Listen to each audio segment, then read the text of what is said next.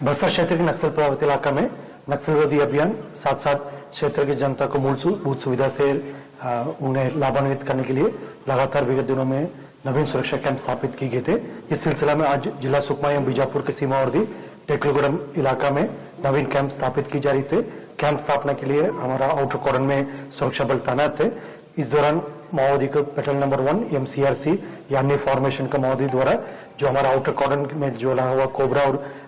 STF DRG CRPF के बल के साथ उनकी मुठभेड़ हुई। मुठभेड़ में हमारे जवान द्वारा काफी मुंहतोड़ जवाब दिए गए थे। उसमें संभवतः माओवादी को कम से कम 6 कैडेट मारा जाने का हमारे पास अभी विजुअल्स प्राप्त हुई है। साथ साथ इस घटना के दौरान हमारा जो 3 जवान है उनमें से 2 कोबरा 201 बैटलियन का और एक CRPF 150 वाहिनी का 3 जवानों का शहादत हुई है। उन्होंने काफी बहादुरी से इस मुठभेड़ में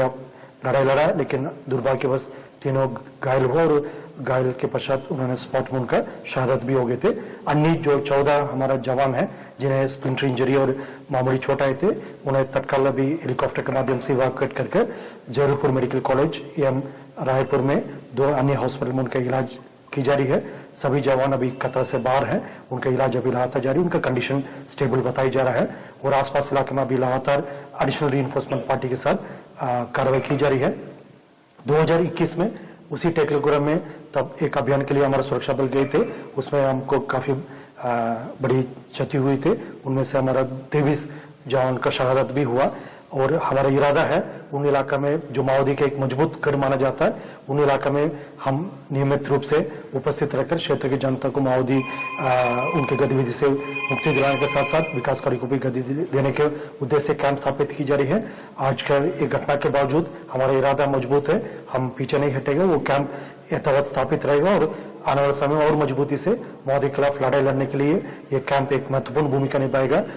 तीनों शहीद जवान को हम नमन करते हैं, उन्होंने काफी बहादुरी से इस लड़ाई लड़ा है। जनता के हित में जो हमारा सभी कैंप स्थापित की जा रही है उसमें हमारा पूर्व में भी काफी नुकसान हुआ, लेकिन आज जो घटनाक्रम हुआ उसमें हमारा सभी जवान ने काफी बहादुरी से लड़ाई लड़ा है और हम उनके ऊपर गर्व है। उन तीनों जवानों की शहादत को हम नमन करते हुए उनकी बलिदान को व्यर्थ नहीं होने देगा, उनकी बलिदान को सम्मान करने के उद्देश्य से ये कैंप और मजबूती से स्थापित रहेगा और आने वाले समय में और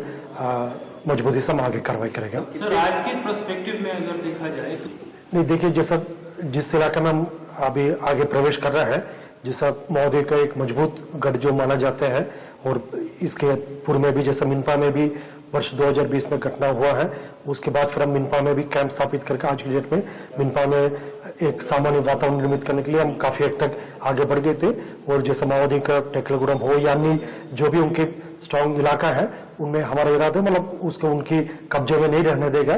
उसमें बड़े हमको काफी मजबूती से लड़ाई लड़ना पड़ेगा। उसी तैयारी के साथ ही गई, लेकिन लड़ाई में हमारे जवान का भी बहादुरी से लड़ने के बावजूद भी शहादत हुआ, क्योंकि क्षेत्र ऐसी है उनकी काफी मजबूत गढ़ माना जाता है माओवादी का। हम की पूरा तैयारी के साथ गए थे,